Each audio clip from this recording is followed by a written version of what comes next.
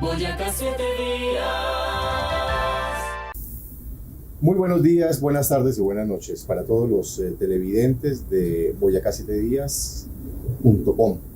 Estamos hoy con un personaje en nuestra acostumbrada sección de entrevistas premium, con un gran personaje del periodismo, pero además un gran humanista también. Ahora vamos a entender por qué. Y una persona que hoy en día pues, es uno de los más grandes referentes que hay en los medios de comunicación, toda vez que ha venido de un periplo inmenso por la radio, por la prensa, por la televisión, pero desde hace muchos años nos alegra las tardes a todos los colombianos y a los colombianos residentes en el exterior con la luciérnaga. Don Gustavo Ernesto Gómez Córdoba, de Medellín, de Antioquia. No voy a decir el año de nacimiento, pero ahora más tarde nos vamos a referir a ello. Gustavo, muchas gracias por atender a Boyacá 7 días, gracias por atender este medio y gracias por compartir con nosotros tanta experiencia, tanto don de gente y tanto que hay que contar de usted. A usted, muchas gracias, muy querido, muy amable por invitarme. Es un placer estar acá, saben que quiero mucho a Boyacá y además en la Luciérnaga tenemos una colonia boyacense importante, grande, representativa. Algunos nombres que la gente puede conocer, nuestro libretista estrella desde hace muchos años, Chaparrito, y bueno, Pedrito Don Gediondo. Queremos mucho a Boyacá y sabemos que nos quieren mucho en Boyacá. Tenemos gran audiencia. Empecemos por decir que esos años de la infancia, esos primeros años, porque llegó a Bogotá muy pequeño también, ¿qué alcanzó a influenciar Antioquia, Medellín, en Gustavo Gómez, en lo que es hoy en día? ¿Qué alcanzó a traer de ese recóndito tan bello que es Antioquia y que todos respetamos tanto?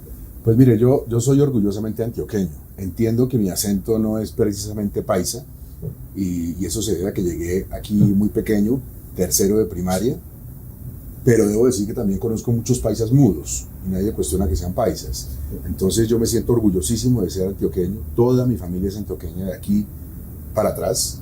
Me casé con una mujer bogotana, hija de bogotano y costeña. Mis hijos nacieron acá, respetan enormemente Antioquia y más allá del cariño específico por Medellín y Antioquia, yo creo que tengo una enorme cercanía con las regiones, porque me siento una persona de las regiones que vive en Bogotá, disfruta lo bueno que tiene Bogotá, lo agradece, pero nunca olvida que viene de esa otra parte del país. De padre y madre, que se puede decir que pueden conocer los televidentes, los colombianos, para saber un poquito también por qué el éxito de Gustavo Gómez? Bueno, mis papás son abogados, pero son gente de bien. Se han portado siempre con unos criterios, no, cuidado, no se va a estresar, maestro. De ellos aprendí el valor del trabajo y la dedicación, que finalmente es lo único que uno tiene, porque no tiene uno más. Todo lo demás en la vida va y viene, pero el apego a unas prácticas éticas se aprenden en la familia y se conservan para toda la vida, se aplican en cualquier escenario. Esa enseñanza de la cuna materna, de su papá como jurista, básicamente dejó algo grabado en lo que hoy en día Gustavo Gómez esté aplicando para los medios de comunicación. Bueno, yo estudié Derecho, no me gradué, o sea que estoy lejísimo de ser abogado, de hecho estoy un poquito descontinuado. Estudié cuando había otra constitución. Nunca he pretendido ni creído ser abogado, pero agradezco mucho la formación que tuve gracias a esa puerta que me abrieron mis padres en la Facultad de Derecho. También estudié Comunicación Social, me gradué de periodista. El saber siempre suma. Yo creo que hay muchas críticas a veces a las carreras, sobre todo a Comunicación Social, periodismo, y algunas son válidas, en el sentido de afinar un poco las tuercas para que el pensum y las materias estén más cercanas a la realidad, en campos específicos como el periodismo que se aprende en las redacciones, pero siempre la academia suma y eso me parece que es lo más valioso. Ese paso suyo o ese inicio por los medios pequeños, medios medianos, hoy en día el gran medio pues es Caracol, pero ha pasado por Javeriana Estéreo, ser todavía columnista de periódicos regionales, ¿cómo alterna eso? Porque es muy diferente escribir para un medio pequeño, para un nicho de lectores o de oyentes, y estar hoy en día en uno de los programas de más audiencia en Colombia y en el mundo como es la Luciérnaga. Le voy a ser muy sincero. En las diversas etapas de mi vida, en los medios en que he estado, siempre he pensado que estaba en el mejor medio. Cuando estaba en Javeriana Estéreo pensaba que era la mejor emisora del mundo, me abrió un panorama enorme a músicas que no encuentro en otras emisoras. Cuando estaba en Radionet pensaba sinceramente que era la mejor cadena de información, como se la soñó Yamid Amad, de su momento y el recuerdo todavía persiste. Cuando comencé a escribir en Cromos, pensaba, como pienso que es una de las revistas más importantes del país, pensé lo mismo de Soho, que habría una cantidad de posibilidades para los literatos, para los periodistas, para la crónica, para los artículos osados que no daban otros medios de comunicación, además con respaldo económico. Estando en Caracol pienso exactamente lo mismo. Cuando estuve en RCN Radio estaba orgulloso de trabajar allá. Yo creo que en el momento en que uno está, si uno no está orgulloso de su medio, si uno no cree que se está sintiendo cómodo, la gente se va a dar cuenta. Y el paso por Soho, que es una revista farandulera, que es una revista que toca además algunas cosas vetadas para otros, ¿qué le trae o qué le dejó de aporte para lo que hago ya en Luciano? Yo creo que, bueno, la palabra farandulera a veces es un poco fuerte, pero pues tampoco hay que temerle tanto. Ajá. Yo creo que Daniel Samper Ospina recibió un cascarón comercialmente muy, muy efectivo. Ajá. Carros de lujo, mujeres bellas, restaurantes a los que quiero ir, una cosa muy aspiracional. Y Daniel se hubiera podido quedar en el cascarón. Yo fui editor de Daniel durante 4 años y medio. Y Daniel dijo, no, este es el cascarón, pero vamos a ponerle carne a todo este esqueleto. Los mejores cronistas, los mejores periodistas, las mejores plumas pasaron por Soho. Y se les pagó como no se les pagaba en ningún otro medio escrito.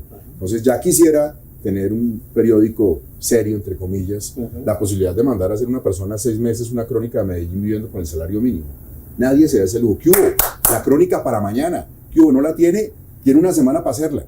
En Soho no existió nunca eso. No solamente había artículos de opinión buenos, sino que había ejercicios periodísticos, cambios de roles, artículos en primera persona. O sea, lo que yo creo que le dejó Soho al periodismo es muchísimo más allá que ese esqueleto que Daniel recibió. Era una excelente revista porno literaria. Justamente a eso nos referimos, por ser una revista de ese aspecto porno literario, que incluso la palabra farandulera a veces se le queda corta. Eso sí le digo una cosa. ¿Cómo se hace eso? No hubo ni una mujer que fuera obligada a hacer lo que hizo el Soho. Todas querían. Todas encontraban en ella un escalón para su carrera. Todas se sintieron cómodas. Lo que pasa es que es muy, muy fácil juzgar una revista o una publicación tratando siempre de ver las cosas negativas y no las positivas. Yo conozco muchísimos periódicos muy serios donde nadie se desnuda, pero hay artículos que son pagados. ¿Cómo es el consejo de redacción de Soho? Era muy divertido. Para tomar las determinaciones. No, muy divertido porque se basaba en pura creatividad. Daniel, y nos terminó contagiando a todos, vivía con una libretica. Yo creo que ya lo debe hacer en el celular o algo, pero una libretica, y apuntaba todo lo que se le ocurría todo el mes. Y nos sentábamos al consejo de redacción, hacíamos varios consejos además, y tratábamos de llevar las ideas a formatos diferentes. Y eso fue bastante interesante. Yo creo que todavía dejó una época, pero de oro. Entre otras cosas, Daniel hizo una cosa que tampoco hacen otros medios de comunicación.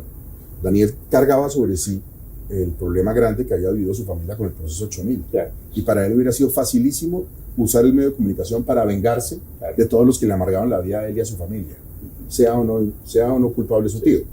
Igual el daño se lo hicieron a la familia. Nada. Él aprovechó eso para tender puentes de paz. Todos los críticos de Ernesto Samper, escribieron en la revista que dirigía a su sobrino Daniel. Todos se acercaron a él sin dejar de pensar lo que pensaban del tío. O sea, un respeto total a eso. Es más, la revista de Felipe López, yo creo que Semana, que también es de Felipe López, tuvo el récord de portadas en contra de Ernesto Samper en este país. ¿Y cómo está hoy en día Soho frente a las otras revistas de ese mismo corte, de ese mismo contenido? Pues yo creo que Soho es una revista que se mantiene, que perdura, que está hecha con cariño, con amor. Obviamente cada director tiene su impronta. Usted habla de La Luciérnaga de Hernán Peláez, La Luciérnaga de Guillermo Díaz Salamanca, La Luciérnaga de Gustavo Gómez, habrá Luciérnaga de Alexandra Montoya, o yo no sé de quién, de mujer, de hombre, de perteneciente a una minoría, costeño, antioqueño. Todo va cambiando. La esencia de los formatos se mantiene, pero cada director le da su espíritu y su impronta. Y creo que toda revista tiene, con el paso de otros directores, así como todo espacio radial o medio televisivo o medio escrito, tiene distintas etapas y cada una es buena en su medida y en su punto, ¿no? Todo esto que estamos escuchando justamente es lo que hablábamos al comienzo y lo que manifiesta y legitima pues la experiencia que usted tiene muy vasta en los medios de comunicación. De una persona como su concepto, de su trayectoria, quisiéramos saber qué opina de los medios regionales, de estos medios que se defienden, el medio también de los grandotes. Tiene eso de tener trayectoria, eso es que uno ya está viejo, ¿no? No, la trayectoria es... Yo creo que los medios regionales, a ver, tenemos que verlos desde dos puntos de vista. Ajá. El punto de vista del ejercicio periodístico, con lo cual las cosas, quizás con el proceso de paz pensamos que están un poco mejores, yo pensaría que no, porque siempre el periodismo regional es el que soporta las presiones más grandes, presiones que los que estamos en las ciudades principales o en la ciudad capital sentimos, pero discretamente, para ser sinceros. El periodista en las regiones y los medios de comunicación en las regiones están sometidos a la presión de la pauta de una forma tremenda, porque a veces está ligada con la clase política, a la presión de los políticos, tanto los que están en ejercicio como los que tienen cargos, de los funcionarios, a la presión de las fuerzas militares y las autoridades, a una cantidad de presiones que son dificilísimas de aguantar, y por supuesto las de los delincuentes, que son una cosa tremenda que no deja trabajar. Y la presión también tienen los medios regionales de una cosa que es muy difícil de manejar hoy, son los nuevos formatos, las nuevas plataformas. En las ciudades capitales y en los departamentos, en las capitales de los departamentos, hay unas posibilidades económicas y de pauta que permiten acercarse o manejar mejor esas plataformas. En las regiones es cada vez más difícil. O cada vez más difícil, no. Es difícil y debería ser cada vez más fácil, pero creo que todavía hay un tránsito de la pauta tradicional a la pauta de Internet y de redes que todavía, por lo menos en facturación, no se compagina y no permite que los medios estén tranquilos. Y esa proliferación de los medios en las redes, del que hoy en día hace un canal con un software y es periodista, tienen revistas digitales, radio digital, televisión digital, una buena cámara, un buen micrófono, y se lanzaron al tema periodístico. ¿Qué opinión le merece a Gustavo? Pues mire, ha cambiado mucho el mundo, pero yo también recuerdo cuando iba a entrar a los hijos al colegio hace una década, más de una década, fuimos a una reunión de padres de familia y todos estaban más preocupados de saber si en el aula había un computador para cada niño que cómo era el colegio. Ajá. ¿Usted sabe por qué escogí yo el colegio de mis hijos? Yo no los presenté en varios colegios. Yo solo los presenté uno y me decía, pues está loco. Si no pasa en el colegio, su hijo, ¿qué va a hacer? Pues me espero un año. Yo los presenté en el colegio porque el colegio tenía y tiene una inspiración con San Jorge. No porque yo sea creyente, pero la figura de San Jorge es la del caballero. Y en eso se estructura toda la educación de ese colegio. Eso es lo que yo creía que era importante. Me parece que los medios de comunicación es lo mismo. No, buenísimo manejar todas las plataformas, ser un as en todo lo que venga nuevo de internet, tener todas las redes en la mano, pero falta un espíritu adentro de este que es un oficio con un enorme contenido ético. Yo veo a veces la pelea que si somos profesionales, que si esto es un oficio, no tengo ningún problema, es un oficio, pero el contenido ético es enorme. Eso quiere decir, y a veces se molestan mis compañeros periodistas, porque somos muy encumbrados, tenemos un ego enorme a veces, que el periodista es como un zapatero, aprende su oficio, pero si el zapatero usa mal los clavos y materiales de quinta categoría, si tiene una poca ética, perjudica a 20 o 30 personas que son sus clientes. Claro. Si el periodista hace lo mismo, perjudica a millones de personas. Esa es la diferencia. Entonces creo que sí, todo el mundo tiene hoy derecho a opinar, qué bueno que todo el mundo esté en las redes, qué bueno que todo el mundo en internet tenga un espacio para hablarle a los demás, pero creo que a veces tenemos que no olvidar que hay un sustrato ético y una cosa moral y una cosa de comportamiento y de criterios que va más allá de la cuestión tecnológica. ¿Y hay credibilidad entonces en los medios de comunicación hoy en día con esa proliferación en las redes? Es que vivimos la época de la duda absoluta, porque tenemos muchas voces que nos enloquecen. Yo no sé si usted se acuerda, hay una escena de una de las nuevas películas de Superman, cuando él sube y flota sobre el planeta y él oye todas las voces y se enloquece porque las oye todas al tiempo. Tiene que empezar a manejar eso. Eso nos pasa con las redes hoy y con internet. Muchas voces al tiempo. Antes, claro, eso no quiere decir que antes fueran maravillosas, éticas y rectos los medios de comunicación, pero había unas voces que atender y nos concentrábamos en atenderlas.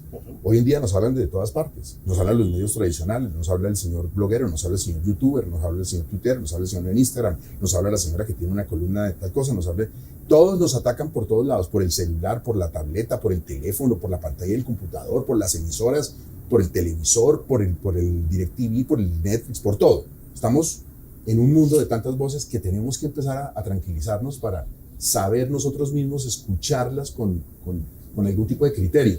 Y creo que nos pasa a los periodistas que por tratar de satisfacer a la gente empezamos a correr y nos resbalamos en las mismas redes sociales tratando de satisfacer a la gente que cada vez pide más. Hay que tomar un poquito de autocontrol en esto. Y todos viviendo de la pauta, y todos viviendo del avisito de las empresas. Sí, pero yo creo que vuelvo al tema que le decía ahorita. Yo creo que la pauta virtual todavía está en pañales en Colombia. Ajá. Y eso hace que la calidad de muchos medios virtuales pues sufra, porque es que la gente no entiende un concepto. Las empresas periodísticas tienen detrás una empresa comercial. Tienen cartera, tesorería, pago. La independencia no la da no tener plata. La independencia la da tener una empresa sólida. Lo que pasa es que si la parte comercial se mete a dictar los contenidos, pues se acabó el mundo. Ese es otro. Pero cuando usted está en un medio muy pequeño en provincia, no tiene una empresa comercial pues que tenga una solidez para venta de pauta ni nada, ¿qué le toca ir a hacer? Correr a ver si el gobernador, a ver si el alcalde, a ver si le da una pautica. Entonces usted queda un poquito amarrado. Y convertirse en el comité de aplausos del gobernador. Claro. En otras empresas enormes aquí en la capital pasa lo contrario. Son más o menos sólidas en términos comerciales y eso le da una tranquilidad al periodista para trabajar, a menos que el gerente empiece a meterse en la redacción. Ajá. Caso en el cual es mejor tener una empresa comercial menos sólida, pero más libre. Ajá. Justamente de esa experiencia en los medios, Gustavo, la llegada suya no va a reemplazar, porque nadie reemplaza a nadie, y usted lo dijo en todos los medios, yo no vengo a reemplazar ni a Peláez ni a ninguno, pero hizo su propia zapatería, en un tiempo récord, además que todos lo reconocemos, cómo fue esa transición, y sobre todo cuando uno llega, no a reemplazar, repito, sino a hacer el oficio que hacía un grande del periodismo, que además fue uno de sus mentores y su maestro también. Pues es que lo bueno de Peláez fue que dejó una estructura que la luciérnaga no fue siempre la misma, incluso la luciérnaga de Peláez. Hay unas luciérnagas más humorísticas que otras, más de coyuntura, más musicales, dependiendo de la época. Sí. Y de lo que el público sentía y lo que el elenco con su director sentían en su momento. Entonces hay luciérnagas muy distintas, pero todo ese proceso que Peláez hizo con su gente fue el que consolidó una estructura de luciérnaga que permite que pueda tener muchos directores en el futuro. Es que yo creo que Peláez es una figura fundamental, no digamos en la luciérnaga, en la radio y en los medios de Colombia, pero en la luciérnaga creó una All Stars. Entonces no era Peláez con una gente, eran gente del mismo nivel, de la misma talla que Peláez, en disciplinas distintas, porque ahí hay periodistas, opinadores, trovadores, saltimbanquis, tragasables, cuentachistes, humoristas y todo lo que usted quiera ahí, libretistas, en fin. Entonces es una All Stars como la fan, sí, con varios Lavoe, con varios Celias, sí, ¿sí? Que varias estrellas. Eso es lo que la gente entiende. Y la otra cosa que dejó Peláez, que me parece que es fundamental para cualquier director, es la independencia del programa. O sea, la irreverencia del programa no es hacer chistes y burlarse de la gente. El humor es una herramienta para informar en la luciérnaga. Nosotros no somos Sábados Felices. Sábados Felices evita esos contenidos y lo hace muy bien también porque es su línea, su estilo. Nosotros no somos un programa de cuentachistes, no somos un programa de humor, somos un programa que usa el humor como una herramienta de crítica y de información y que acompaña a la gente. Entonces, en ese orden de ideas, a nosotros no nos llama nadie a decirnos qué tenemos que hacer.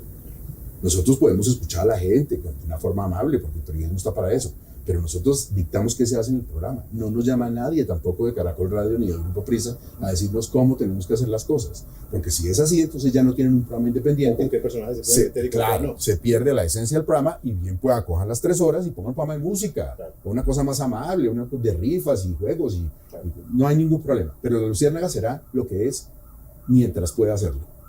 Y yo creo que es fundamental escoger directores que, independientemente de cómo sean, yo soy una persona muy distinta a Hernán, sí, muy distinta no solo por los talentos, que los de él son enormes, sino que yo tengo 50 años, él tiene 20 más que yo, a él le gusta el bolero, a mí también, pero me gusta más el rock, yo no sé de fútbol, él es una institución del fútbol, pero vendrá otro director que sea más futbolero, o una directora que no sea futbolera, más sino cultural, que sea muy feminista, o más cultural, no tengo ni idea. Cada uno lo hará de acuerdo a sus capacidades, pero respetando esa esencia, y eso es lo importante. Yo no soy el sucesor de Hernán Peláez, no hay nadie que pueda ser el sucesor de Hernán Peláez. Y de hecho le voy a decir una cosa que muy pocas veces he comentado. Yo siento que yo trabajé con Hernán Peláez. O sea, el grupo es tan sólido, ellos han sido tan buenos conmigo, me han rodado tanto, me han apoyado, que yo a veces, sin haber, como yo lo veía todas las tardes, claro, a veces yo siento que como que trabajé con Peláez, y que como que trabajé con Guillermo Díaz, y como que trabajé con De las Casas, y no trabajé con ellos. Eso es lo que hace una familia y eso es lo que tiene el espíritu de la Luciérnaga. De hecho, a nosotros Hernán lo elegimos director emérito de la Luciérnaga y él será el director emérito de la Luciérnaga siempre. Qué gesto tan noble y tan gallardo y tan respetuoso además, ¿no? Hacer humor en este país es de las cosas más serias, sobre todo en un país tan convulsionado, con tanta tragedia, con tanta corrupción, que esas noticias siempre están en las primeras páginas, lamentablemente. ¿Cómo se hace entonces para que esos personajes investiguen tanto a profundidad para hacer humor con las cosas tan serias que pasan en este país? Mire, primero que todo, lo que usted dice, nosotros tenemos una fuente inagotable de reírnos de nosotros mismos, porque esa es una de las características del colombiano. A todo le hace un chiste, a todo le hace broma y no necesita de un medio de comunicación. En lo cotidiano, el colombiano hace del humor una herramienta para sobrevivir en medio de la tragedia. Eso es lo primero. Lo segundo, tenemos unos libretistas maravillosos que hacen unos libretos que son la guía para desarrollar los personajes, pero la gente no puede pensar, no puede ni imaginarse pues que nosotros nos sentamos a leer unos libretos y ya. El programa es en vivo, el programa se desarrolla y cada imitador conoce a su personaje. Entonces, por ejemplo, hay 2 o 3 que pueden hacer al expresidente Santos, pero lo hace Polilla. Y se le respeta en la Luciérnaga a Polilla su personaje. Entonces él comienza a pensar en Santos, en el expresidente Santos, lee los periódicos pensando, y él desarrolla su personaje de manera tal que cualquiera le podría preguntar algo y él contestaría como el Santos de la Luciérnaga, claro, y se defiende. Entonces eso creo que también nos da una cosa que es maravillosa, y es que tenemos un jardín de desgracias en Colombia y de tragedias que nos permiten, que es una cantera para el humor. Es que es justamente lo que tiene la Luciérnaga diferente a muchos programas de este formato en el mundo, ¿no? Y es que los personajes que hemos consultado y que uno sabe que ustedes imitan, casi ninguno se molesta, sino que lo toma como un homenaje a él, porque es tanta la investigación que hacen de las cosas que hace ese personaje, que a quien están imitando se siente homenajeado. Claro, bueno, algunos se han molestado, pero nosotros no nos molestamos con ellos. Que es lo más importante. Claro. Llegando ya al final de esta entrevista, que no quisiéramos llegar al final, Gustavo, porque hay tanto que hablar con usted y sobre todo hay tanto que aprenderle a usted, así diga que no, y así sean modestos, pero son la verdad un gran referente para nosotros los comunicadores sociales, para toda esta camada de muchachos que están saliendo de las universidades a ver si sin saber qué hacer. Bueno, ¿y ustedes cuánto lleva? 25 años. 25, nosotros vamos a cumplir en la Luciérnaga 27 el año entrante. O sea, yo estoy cerrando mi 4º año, voy para el 5º en la Luciérnaga. Somos contemporáneos un poquito, ¿no?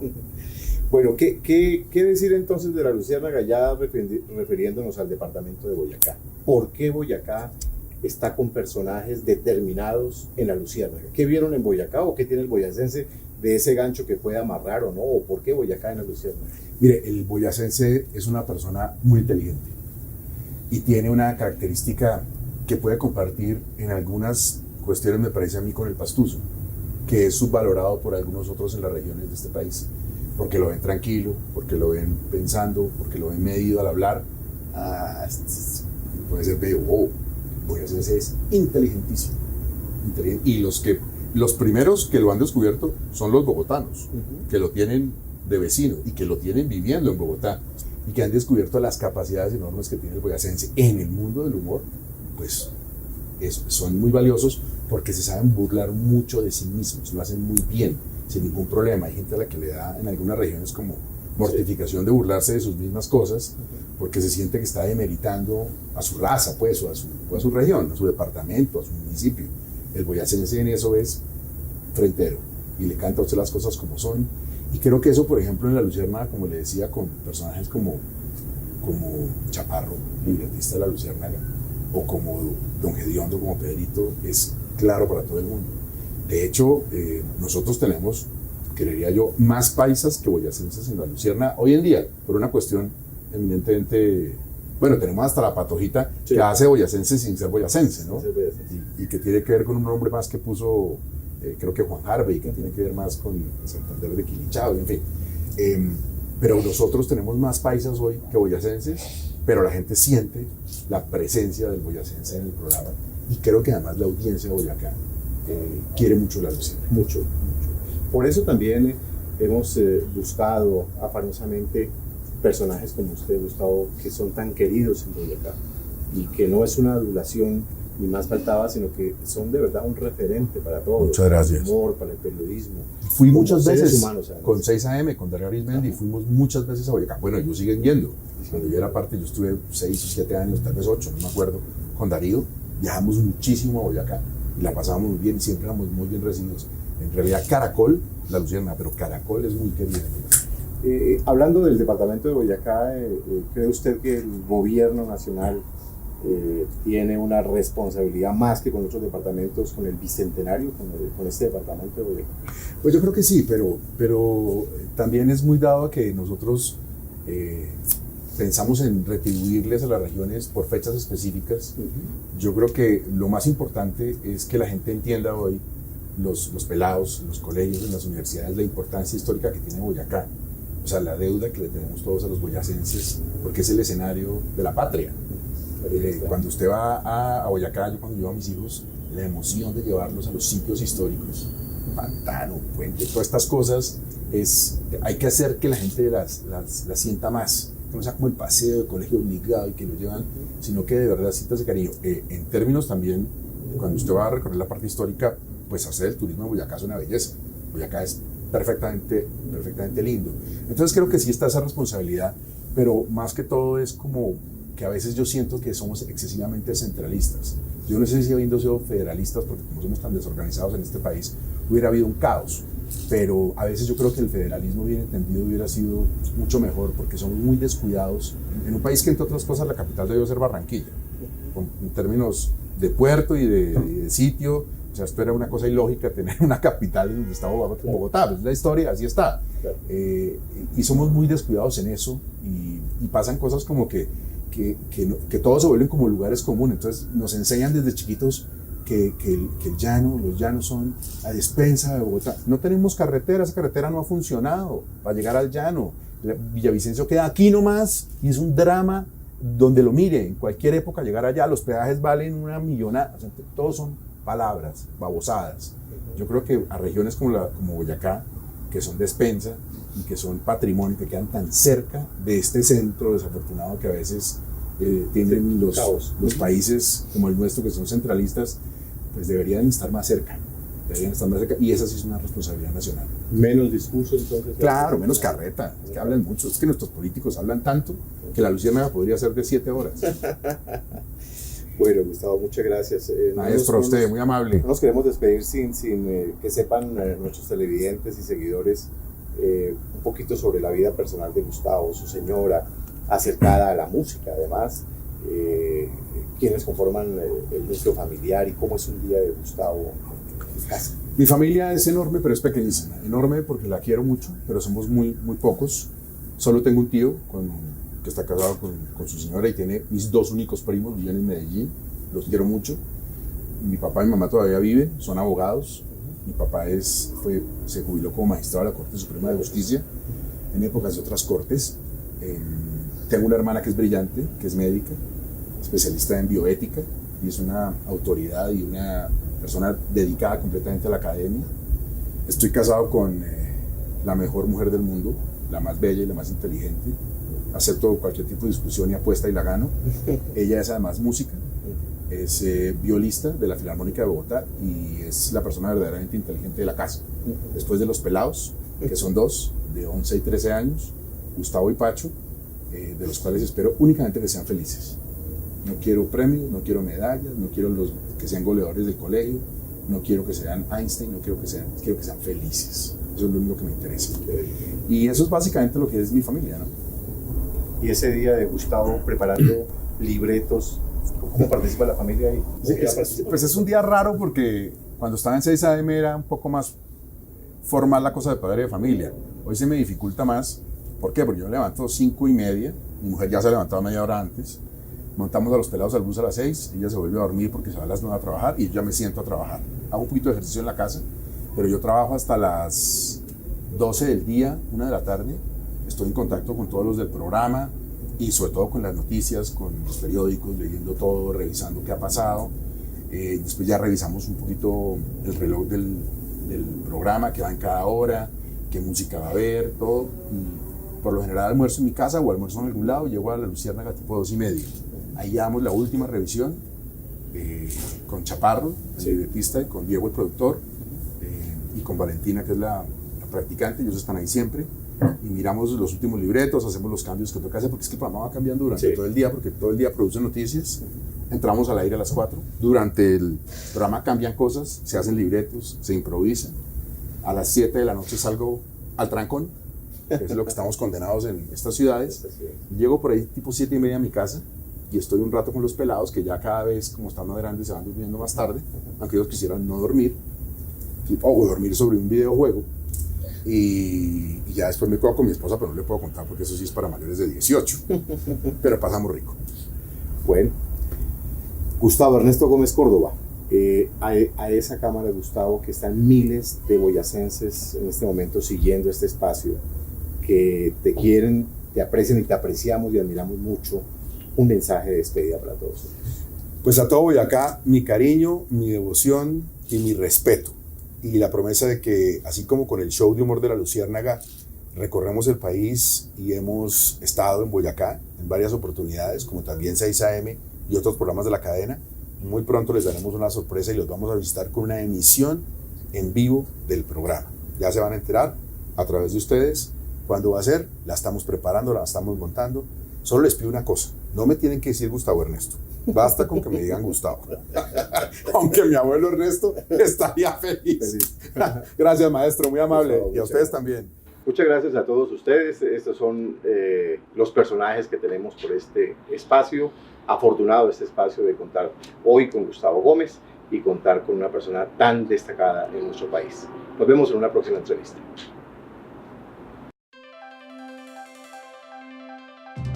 Boyacá 7 días.